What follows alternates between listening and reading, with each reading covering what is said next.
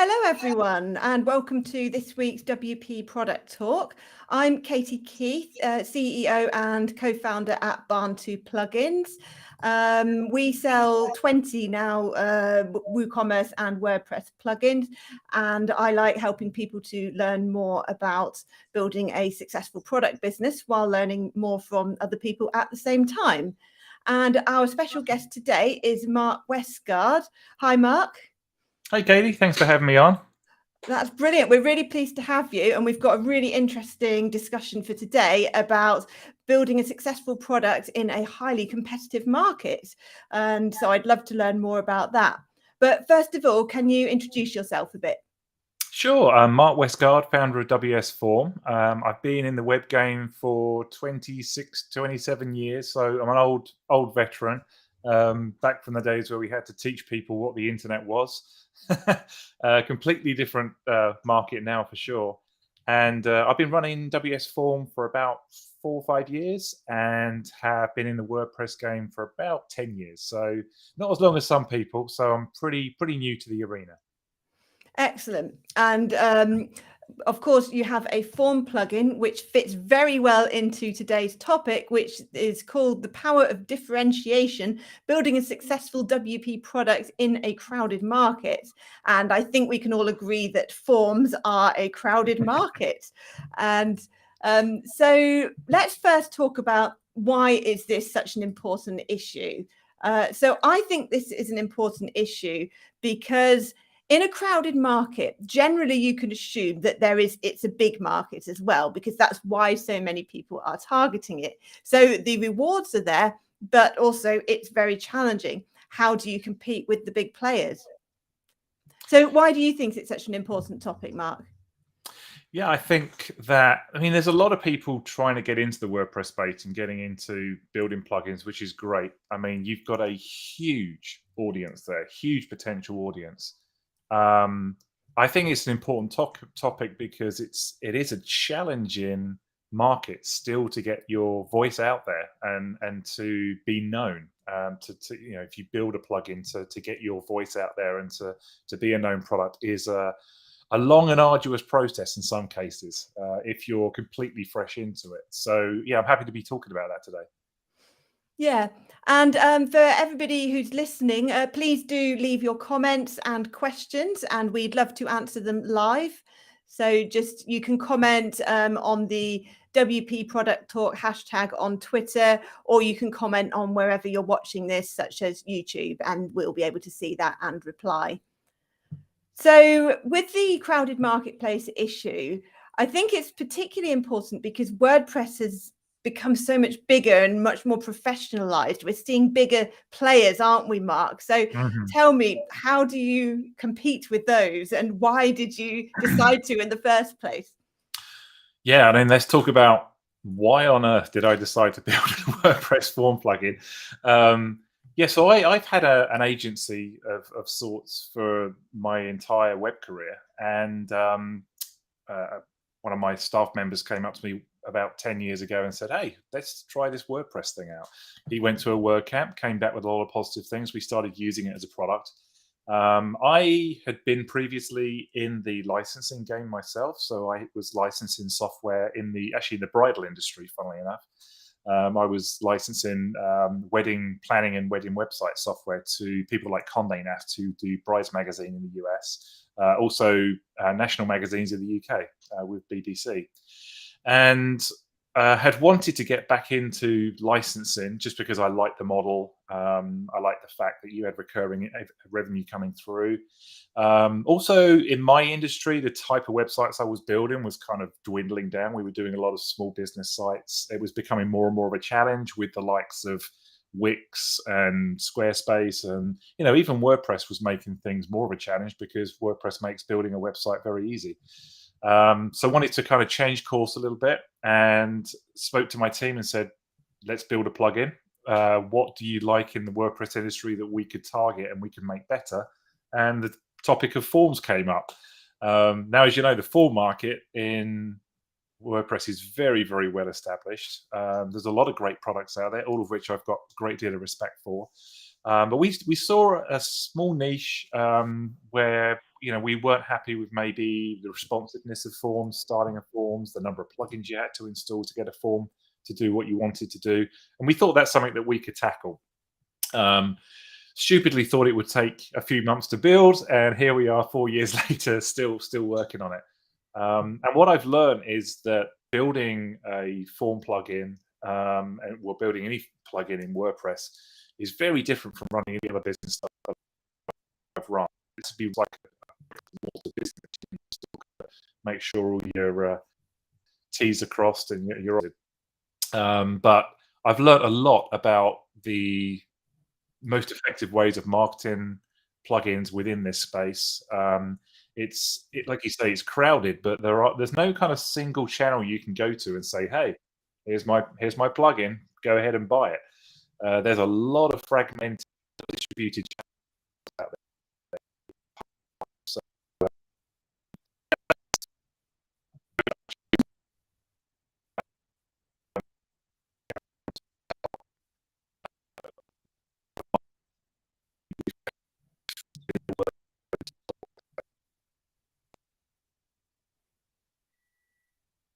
Oh, I think you're breaking up there. Can you check it's all connected right?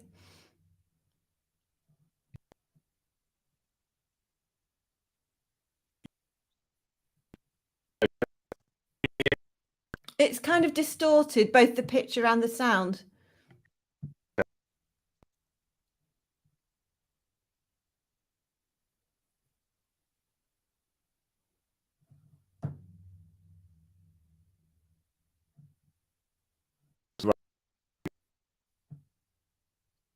Well, hopefully Mark will be back in a minute.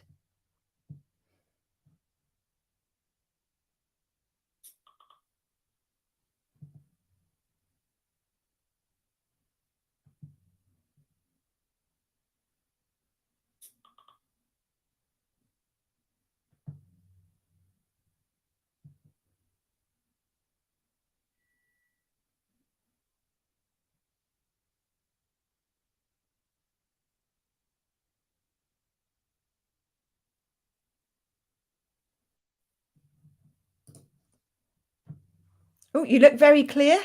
oh, we're back. Yeah, we're back. Yeah, I don't know what happened there. It looks like I had an internet problem. Okay. Well, it seems to be working now. So can you repeat the last maybe 30 seconds of what you said? Because that was when you started cutting out. Yeah, so I was just talking about the reason I chose WS Form was basically an internal decision. We just wanted to look at better ways that we could do certain things with forms. Our niche is really kind of enterprise level forms, developers, agencies, and we wanted to just improve the ability to style forms, to make fully responsive forms, make integrations easier, etc., etc. And those are things that we focused on. And I think you've got to have that niche. You've got to find something that you can do better to differentiate your product from others. And I think that's why we've had a great deal of success.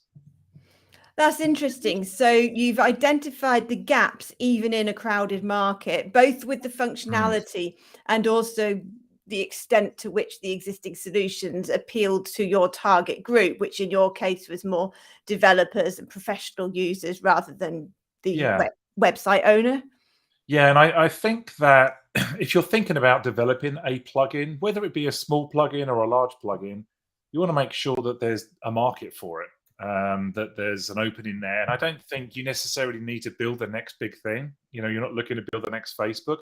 There's plenty of existing plugin functionality out there that can be done better. Or maybe you can find a way of doing it better, maybe improving the user interface, or there's so much opportunity out there, and you don't necessarily need to compete directly with these other companies and try to grab their customers. There's so many new people coming to WordPress every day that are looking for these products, and that's why it's important on the marketing side to be present and out there for when people are looking for these products.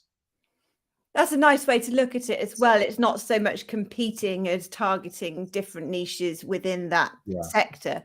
Yeah. Yeah. There's so much new business to be had out there for sure. I mean, WordPress is growing all the time. We hear these figures of X percentage power in the web and things like that, but there's a lot of new faces coming in, and I find that when I do a WordCamp, if I'm at a WordCamp and I'm meeting people that are interested in the product, some people have been doing it for years and they may be looking for a different way of doing things. But there's also a lot of people that are, hey, I'm new to WordPress. I'm looking at different form plugins that are out there. Tell me what's different about yours. And we're not everybody's flavor. There's things that other companies maybe do better. Maybe if you just want a basic contact us form, there's lots of solutions out there for that. We can do that and more. So we just have a certain niche that we work with, and I think that's worked well for us. And recognizing that and focusing on that has made it effective. So have you had any kind of funding, or are you a bootstrapped company?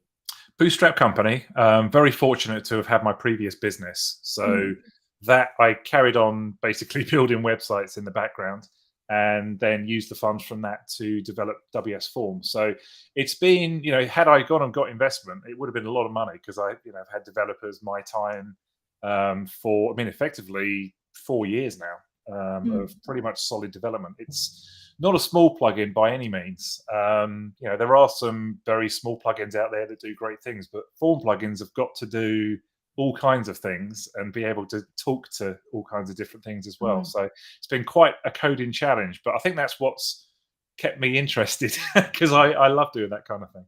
Brilliant. I love your story, largely because it's the opposite of mine. So Right. the agency stuff is similar. We were building client websites when we started selling plugins, but we had totally different ambitions. We just built the smallest plugin that we could find that did something really specific. It didn't take that long to build. It was WooCommerce protected categories. It just lets you hide categories in your store. And there was no plugin on the market that did that at the time. This is back in 2016 when there were more gaps. And we launched it. I blogged about it. We got straight to the top of Google because nobody was doing that. And that's how we got sales. You're so lucky. But how did you get sales? You've talked about the product being better, but how did anybody ever discover it? Good question. No, it was, we tried everything. So we did, I came from a agency that did a lot of marketing. So we did a lot of Google AdWords, Facebook marketing, all that kind of stuff. We tried a bit of that, and that didn't really work very well for us. What we found was that if we could get other people talking about the product and we had word of mouth recommendation, that was our most powerful tool. So word of mouth sales, you can't beat. And really, it's been about being part of the WordPress community. That's really where we focus. So doing WordCamps, doing podcasts, doing things like this, where we just talk to people about what we're doing.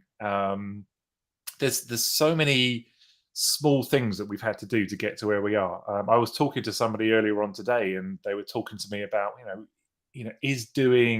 is putting your product on a list for Black Friday effective?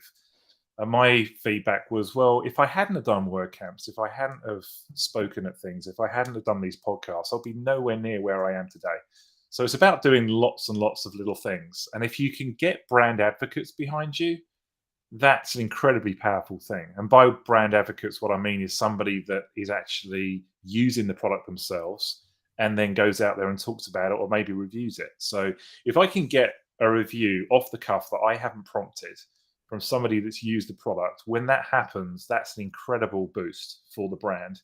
And that's rewarding as well. You put all that hard work into building that product, and to have somebody actually write a positive review and talk about it, maybe do a video about it, that's incredibly powerful. So I would say to anybody that's looking to build a plugin, be careful where you put your marketing dollars, because there's a tendency to go straight to like Google AdWords, for example, and you can spend a fortune and just not get anywhere with it. It can be effective for some people, for sure. But for me, I'm in a very, very crowded market. So for me to compete with some of those other companies that are doing Google AdWords, it's very expensive. So the word of mouth community, brand advocate side of things has been my most powerful advocate. It's been the way that I've got the word out there. How I got that first sale, I'm not entirely sure, but I remember when it came through, it was probably because we have a light edition in the plugin directory. somebody would have installed that and wanted to upgrade and get some more functionality. But that was a great feeling, to get your first, I think it was $40 back then. That was a great feeling that you've actually built something and somebody wants to pay for it. So it's rewarding. But it's a lot of work, And I'm sure on a smaller plugin, if you can find a small niche, there's easier ways of doing it. But I think the other thing I would say is be very careful about the pricing model that you're using as well. We do, we personally, we don't do any lifetime deals. We do annual subscriptions. Lifetime deals do work for some people.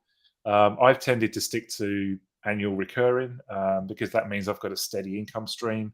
It means I can reinvest into the product and also maintain the levels of support that I want. So I think the support has been a very big part of our success as well, making sure that we give good support and we get good reviews as a result of that.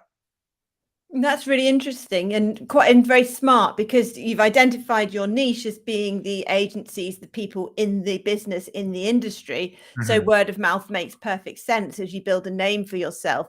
That can jump you ahead in some ways. Whereas if you were targeting new people that were just building their own websites, then it might be harder because they'd see the people with all the ad spend. Yeah. And I think, for our light product is great for the person just building a blog, just wants a contact us form or something like that. That's one of the ways that we give back to the community is to offer that light edition. But then if we focus more on the agencies and the developers, they're more likely to want to invest in a product where they can get that support and get that feedback and have all the integrations and stuff that we offer. And by focusing on that market, we've managed over time to increase our average ticket price. Because we're aiming at, maybe an agency is more cash rich than an individual that's working on the website. So that's been better for us financially to focus on that particular area. Yeah, that makes sense. And if you sell to one agency, that's probably multiple site licenses. So by having that one contact, you're getting your products used on multiple sites. Yeah. And we have a lot of individual developers as well that use the product, and those are probably the best product advocates you can get. The individual developer who's just they've got a passion for WordPress. They want to talk about it. They want to shout about products that they use, and that can be a great way of getting the word out there about your product. We do okay with Google AdWords and Facebook ads as well. We probably spend a few thousand on each a month, but we do track profit on both of them. The ROI is there. But I think that's because we're not generally in a crowded market. Right. So, and whenever we do any kind of ad that's generic, like best WooCommerce add-ons or whatever, then we make a loss. If we do something really specific, then that's when the ad is profitable. So I suppose in theory, a competitive product could find niches within that people are searching for. But I agree that you're never going to be able to compete on the general keywords like WordPress forms plugin. I dread to think what that would cost on Google AdWords. It's very expensive. And the problem is it becomes a bidding game. So Google AdWords is not strictly done on price, obviously. It's done on quality scores and things like that. So you can technically pay less to be number one than the person at number two if they've got the quality score and the history there. So when you come into it new, you're paying typically higher to get above them. They'll then put a little bit more budget in and go above you, and it just becomes this bidding war, which Google shareholders love. Definitely, When I had my wedding business, I had probably 2 or 3 keywords that were profitable, and that was it. Anything that was too general, like you were saying, just didn't work. But if there was a very specific keyword, then I could make it convert. And I think that's important with Google AdWords. I see a lot of people putting money into Google AdWords and using their brand name, which I never understand. No, I don't do that. Even big names do that, and it's like, you're coming up number one anyway. No one else is competing for that keyword. Why are you paying for that click on the at the top there? So, but I mean, that's a whole different discussion. Yeah, a lot of people do that. I recently discovered an affiliate doing that with our brand name. Really? That was quickly stopped. Yes, I had that too. My brand name was actually being used in ad content, which is a big no-no in Google AdWords. So we knocked that on the head as well. Yeah. So we're moving on to the story time part of the episode, where we each tell a story about our experience in this particular area. Do you want me to go first to give you a chance to think of something? Sure. Yeah, You let's haven't do already said. that. Okay. So we touched on this earlier about how at Barn 2 we started with very niche products. So for my story time, I'll tell more about that as a story, that when we were new, we weren't well known as a plugin company, even though we were a WordPress agency, and didn't have the confidence, the marketing skills, or indeed the domain authority to really compete. We did very specific products, but we are moving into more crowded marketplaces as we're growing in all of those ways. Yep. So, for example, our most recent product that we released was a WooCommerce product options plugin, which has a big competitor product add-ons on the official WooCommerce.com extensions site, and also several relatively successful competitors as well independently. So that was like the most competitive plugin that we've ever released, and we only did that when we felt confident enough in our SEO and marketing strategy and all of that to do so. So for me, we've only very gradually moved towards crowded marketplaces, which is still significantly less crowded than forms, for example. But as we grow, it feels something that we can take on for the first time. The new plugin's doing well. I've no idea how well it's doing compared to the official one or something in terms of market share, but yeah, I'm feeling as we grow, we can be more confident, which is a nice thing.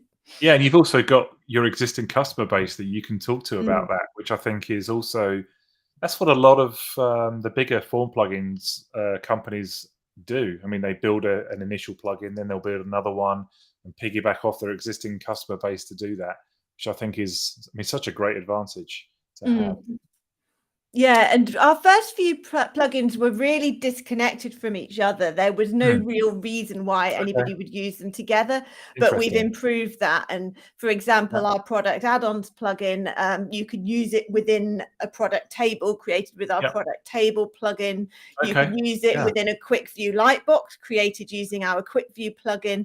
So we can really cross-sell those plugins. That's great. We don't like to spam our customers with promotional emails, but in those cases, it felt relevant to say we have a new product add-ons plugin which works in the product table, nothing else does, and give them a discount as well. So it feels like you can cross promote where there's a genuine link between the products. Yeah, sure. Well, I can tell you a little bit of story about how we drifted into the WooCommerce space, because one of the ways that we expand our customer base is to integrate in with other platforms, and that opens up a whole new audience for us. So, for example, we are very heavily integrated in with custom fill plugins like ACF, Toolset, Metabox, Jet Engine, and Pods. And each of those has their own communities that we can talk to our product about. But WooCommerce was an interesting one. So we wanted to be able to use our forms on products to enable you to customize products. So anything from a simple donate price field on a product, all the way through to multi-step forms, or the ability to do customized t-shirts and things like that. And we have all this on our website. But so we went down a whole route, which you are very familiar with, of putting stuff like in the WooCommerce store and going through that whole process. And that has actually been a nice marketing channel for us. You're on the extensions marketplace? Yeah. Oh, okay. Yeah. So we have one extension in there, and they enable you to choose certain categories that you want to be in. So you know, if you type in, say, product customization, or I forget what the exact category is, then we will pop up there. But we kind of use it like a marketing channel. So if somebody buys that extension, they need WS Form in order for it to be able to use. That's very clear on the product page. And currently, WooCommerce are only taking, I think it's 30% of every sale. We get 70%. It used to be 60-40, which wasn't as attractive. But it's been a good way to expand our offering. So taking the plugin, and then just looking at other ways that you can integrate that product in with other products that are out there. And we have about 72 different integrations now. And each of those is just another channel that we can talk to.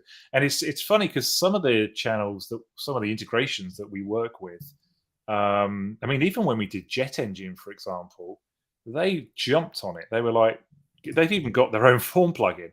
But the fact that we integrated in with them, their team were keen to blog about it and write about it. And that was a great way of getting our name out there a little bit more by having that integration. So that's certainly another way that we have managed to get some exposure out there in this crowded space, is to develop relationships with other companies and then do things with those companies. So another example is like Groundhog. It's a CRM platform for WordPress, and we've done some podcasts with them, and we've done some shows with them as well. And everything helps. Just get the word out there in as many different ways as you can. Yeah. And that all fits very well together, doesn't it? Like the partnership work in terms of them using your product, but also promoting it to their customers because of the integration. I know that we're always really flattered when somebody chooses to integrate with one of our plugins, and we're always very happy to use that to promote their plugin. So we have like compatibility pages in our knowledge base. We might blog about it. If it's a big integration, support will recommend it. So speaking from the other side, when people do that, then there is a reason to promote somebody's product then. Yeah, and we try to do very deep integrations with these companies as well to differentiate us, and that is then attractive to those integrators that we're working with.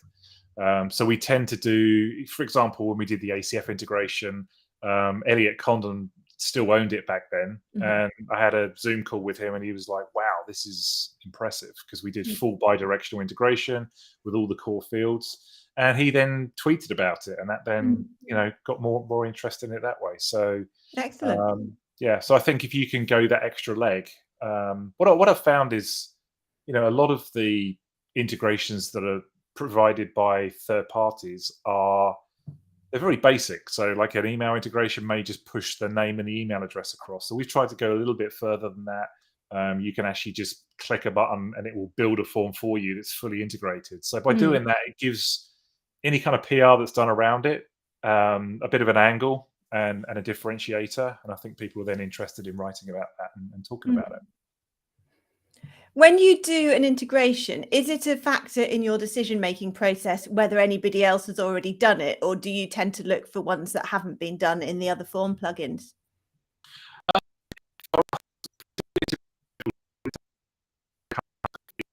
Oh, you've gone all robotic again. And we just have Matt arriving at the same time. So if you can sort your connection, I'll just bring Matt on. Hi, Matt. Hey, we made it. So back in Germany then. Oh, I never left Germany. I was at CloudFest, which was in southern Germany. So was it? I thought it was in the States for some reason. Okay. Yeah, there is one in the States. I learned as well, but this one is the German one. So. Well, that's very handy then. Yeah. Yeah, except for when the train is late, and not so handy. Hey, Mark. Hey, Matt. How are you? Good. Thanks for being here. Thanks. Yeah, my internet connection keeps going in and out, so I apologize for all the viewers about that. But such is life, They just think you're pixelated in real life. Yeah, yeah. Some people think I am Chat GPT, but no. Yeah, the face of Chat GPT. That's right. Where do we get to? I can't remember now. So we'd each done story time. So shall we move on to Matt? Do you want to do story time? In terms of saturated market, that's a good one. Oh, yeah, I think honestly, I was thinking about it a little bit. Give really had a huge advantage when we launched. There was a giant hole in the market when we launched. It's the opposite of a crowded market, that was definitely a huge opportunity. So when you can avoid a huge crowded market and you do notice a giant gap, then it's a big advantage for sure. there were a couple like donation related plugins, but they all had serious limitations and they weren't very well supported at the time. Mm. Shortly after we launched, the other big plugin in donations called Charitable launched about 6 months after we did. And they actually cited that they felt like they got slower adoption because they were second to market. But it's been about 8 years. They have about 10,000 active installs, and we have 100,000. I think that there's still lots of space in this market. You know, I don't want to encourage everybody to go building donation plugins, but I think there's still lots of space, personally. But since then, the market has gotten crowded, but really not by WordPress plugins, but by SaaS competitors. They were few and far between when we launched, at least in terms of ones that were really customer friendly and oriented towards a lower budget nonprofit organizations. And now they're a dime a dozen, and they all want to break into the WordPress space as much as they can. I think the consequence of that for us that we've noticed is that like paid advertising has gotten a lot more expensive than it used to be. For example, they're all bidding on our keywords now, even though they're not particularly high volume keywords even. So it was cheaper for us before, and it's a little more expensive now. So whenever we find like nice outlets that are like nonprofit publications or communities, we always find it's kind of like a race for who's going to be the first to get in the email newsletter or things like that. So we see that happen a lot. And now that it is more crowded, as they say, it definitely makes us have to be smarter and have to work harder. But I think that's okay, personally. I don't mind it. Competition breeds ingenuity. And I think that's actually a strength of that we've developed, is the ability to recognize what's happening in the marketplace and adapt. Yeah, we've certainly been first at a lot of things in the past few years, and that has given us an edge over competition, particularly for, you know, and I think, you know, we were talking about this earlier, was we're not really in the game to compete and pull customers from other form plugins. We're really interested in getting people when they're looking for a form plugin for a project. So I think having an edge on some of the functionality that we've had over some other form plugins, and we've seen other form plugins copy us as a result, which, you know, is kind of rewarding in a way. It's kind of nice to see that you're innovating and doing things before other people. And because we're a small business, we can get things done a lot quicker, which gives us an advantage as well. Yeah, that makes sense for sure. I think the other thing that I'm noticing right now, I'm trying to pay close attention to, we've talked about it on the show a little bit, is the AI space. Just like about 6 months ago, I was doing an episode of Glam That Plugin. And I called out and said, oh no, actually it wasn't for that. It was for when I was writing up my thing about the freemium market and how you can, and how search works on .org. And I was highlighting that there's lots of keywords where there's not a lot of results for those keywords, and they are like highly targeted features that people are looking for. And at that time, one of them was artificial intelligence. Like I searched artificial intelligence and almost nothing came up. And that was really just 6 months ago. And now I would say there's dozens already. So everyone wants to be first to market, but they're all trying to do different things in different ways. And it's like everyone's trying to fill that vacuum immediately. So our OpenAI integration has been incredibly popular. And we're giving it away for free right now because the technology is changing constantly. We've just added GPT-4 to it, and some of the other models that they've just pulled out. But really, really interesting use cases with it. So, you know, that's another area where we happen to have the form plugin, and we thought, let's introduce OpenAI to it for a number of different reasons. So we use the moderation component to it for preventing spam. We have the ability for people to use it to almost build like a customer service portal, so you can type in a question and get a response back from it as if you're talking to a customer service rep. It's kind of scary when you use it. And then we also use the image feature as well, so you can use that to build images for blog posts and or maybe a user avatar or something like that. So yeah, I think in a crowded space you can differentiate yourself by being first to market with some of these ideas. And other people want to talk about it. When I did the OpenAI stuff, I was inundated with requests from people that wanted to do an interview about that product and what it did, because OpenAI was just such a buzzword.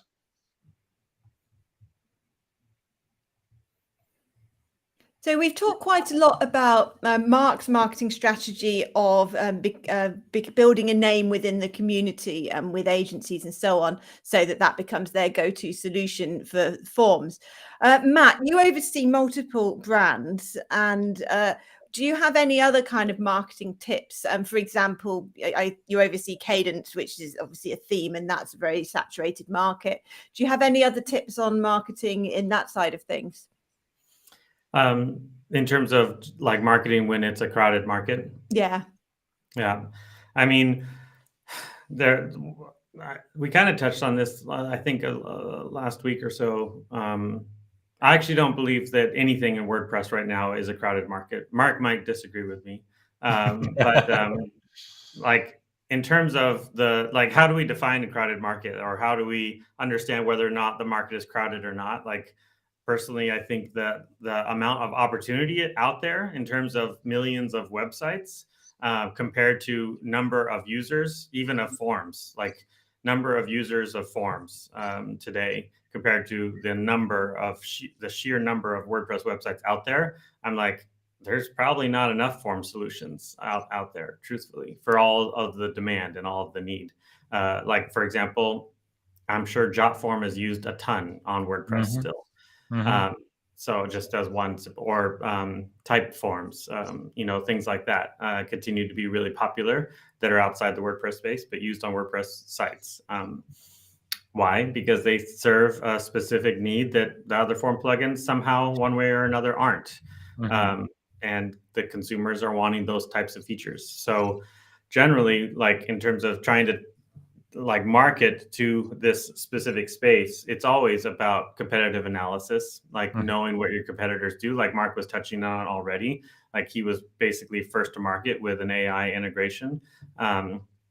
And that's because he's paying attention. And when there's an opening, he's trying to fill it quickly. And that's what it's all about, is understanding your market and what people want, and trying to get there and put it out there as quickly as possible. Do some content around it, and make sure that folks know that if they are looking for these types of things, we do it. Not only do we do it, but we do it really, really well. So that is like kind of standard marketing. It doesn't really matter whether your market is crowded or not. It's something that everyone should be doing more and more often. It's just that aspect of it is so much more important when you have quite a few competitors who are all trying to pay attention and all trying to jump into those features at the same time. I think it also depends on what channels you're looking at. That there are, like, SEO is saturated. For me to get any kind of SEO ranking is impossible, because there are certain key players out there that have incredible SEO.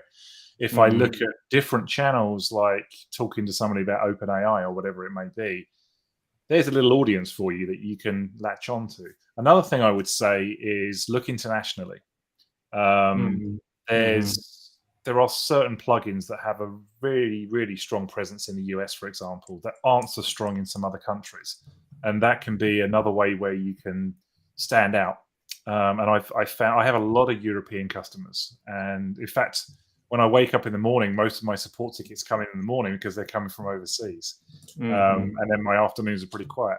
So yeah, there are opportunities internationally. I mean, just going to WordCamp Asia a few weeks ago made me realize how different that market was, but also how huge it is, and also how unaware they are of, which surprised me, of even some of the bigger brands. So yeah, there's a lot of opportunity there to be had for sure. Yeah. One of the most widely adopted forms in WordPress originated in Asia. So Yes, it contact did. form 7, right? Yes, it did. Yep. And everybody I spoke to is using it. Yeah. It's free, and there's a massive price differential between what the US is prepared to pay and what people in India, for example, are prepared to pay. So you can even look at doing different price brackets for different countries and things like that. Yep. Interesting. I've never actually looked at the different countries. I've got an analysis of where our customers are, but I haven't done it in terms of the saturation of the market and whether to adjust our marketing efforts per country or something. So that's interesting. I hadn't even, I mean, it doesn't really occur to you. You kind of, you're in the US and you've got 365 million people out there, and it's a huge market. But the whole world is out there. There's a massive amount of people that you can plug into. One of the things that I'm working on is language translation right now, which is a real challenge. It's harder than I thought it was, primarily because most of our strings that we are translating, they're very small. And to get it translated correctly in the right context, that can certainly be a challenge. So that's something I'm working on so that I can reach out to the more international markets and make the product easier for those people to use. So yeah, that's kind of where I'm one of the things I'm looking at right now to try and grow the audience. That's cool. So we normally stop at about Q2 and we end with best advice to new plugin shops. So should we each go around and give our top tip? Sure. Yeah. Sure. Do you want to start, Mark? Yeah, sure. I would say if you're going to be starting a plugin, before you even start it, make sure you have found a niche, make sure there is a market for it. And I would also say treat that plugin business like any other bricks and mortar business. Don't think that you're going to put this live on the plugin store and you're suddenly going to get sales coming through. You've got to treat it like any traditional business. It's got to be marketed. You've got to talk about it. It's a lot of work. There's no easy way of suddenly producing lots of money. It doesn't work that way. It's gonna be a challenge. The last thing I would say is remember that you're eventually going to be basically building a support business. A lot of what you're going to be doing is going to be support.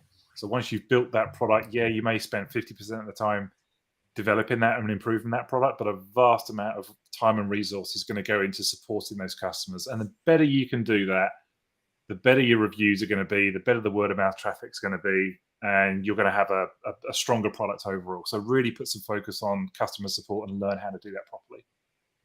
Music to my ears, Mark. Love it. I'll go. Personally, like I said, I would encourage everyone to not get daunted by whether or not they think the market is saturated or not. But make sure that you know exactly what your competitive advantage is, regardless. Even if it's like, if you do see a big giant hole in the market somewhere, you still have to know what your competitive advantage is there against other similar solutions. Think broader than just like, I'm going to build a new e-commerce platform that does products and taxes and shipping. Like, it's more than that. What is it about your e-commerce platform that's actually better than WooCommerce in one form or another? Which, by the way, we all need a lot more competition in the e-commerce space. We really do. Yeah. Or SEO plugin. Yoast, it really has been around a long time. All-in-one SEO. They've been doing it for a super long time. It doesn't mean there's not ingenuity to still be had there. Figure out how you're different from them. How you might be a lot more intuitive, how you might, leverage AI in a way that they don't yet, maybe. Or you might be able to do some interesting kinds of scoring that are more actionable or educational than the current Yoast scoring is. Things like that. There's always ways to have a strong competitive advantage and to come out the gate strong. So focus on that more than anything else. Agreed. Yep. And my best advice to new plugin shops, I suppose, is if you don't have that niche within a crowded market, and if you can't find a strong competitive advantage, then to go with something less competitive, because WordPress is so huge. There are genuine gaps and things that don't even exist anymore. And as I said earlier, what worked for me was starting small and only becoming more competitive as we gained that authority and the confidence. So you don't have to go into a competitive space. You can find your whole blue ocean, or whatever the business methodology calls it. And they do still exist in WordPress. Yeah, don't do what I did. Just Or do if you're as good as Mark and know what you're doing. Yeah, jump 2 feet first, straight into the deep end. Almost drowned for a while, but still come out on top, right? More or less. Yeah. Another thing I would say as well is don't underestimate the amount of work that's involved. You know, particularly with a more complex plugin, the amount of documentation, debugging that you have to do to get the product to a very good level is phenomenal. It's been, I think I put more time into debugging, documentation, and just dealing with support than I have building the product. It's been a very important part of the success. Yeah. I'm still really challenged by what you said last week, Katie, about how your first plugins were just looking at the WooCommerce forum and being like, what does everybody want that WooCommerce isn't giving them? And you started small with really small utility plugins that people actually really wanted. And that gave you the lift that you needed in the first place. Like I've been thinking a lot about that one. That was a good one. So, yeah. Why are you challenged by it? I think maybe it's even related to the way in which, like, I say that the space isn't saturated, but at the same time, I do think it's harder to actually get your early success nowadays than it was previously. And I think it's largely because folks don't want to be nickel and dimed about every single feature that's in their WordPress space. And so it's like, if you're going to launch something, I think it should have a lot of value to the customer. It should be bringing them value and not just be a fun utility that they need or want. So that's a little bit of where you're challenging me is like, it's still like, there's still a lot of need and usefulness there for smaller, well done plugins that maybe aren't high priced, but at least can pay the bills a little bit. So it's a good one. I like the perspective. Okay. Well, I think that's everything we need to say on that topic, which has been really interesting because it's a topic that I haven't known much about. So I've learned a lot, which is great. Next week, we're talking to Chris Badgett from Lifter LMS about free trials, because pretty much all WordPress product companies have considered whether or not to offer free trials. Some have tried it, others haven't. But I've always found that this is a really hard area to get good data on as to do free trials work in WordPress. So we're going to be talking to Chris Badgett about his take on that, and also Matt and I sharing our own experience of free trials or not. Great. Chris is a wealth of knowledge, so that will be a good one to tune into. Awesome. Right. Well, thanks everybody for watching, and see you next week. And thanks very much to Mark for coming as well and being our special guest. Yeah, thank you for having me. It was good fun. Okay, bye.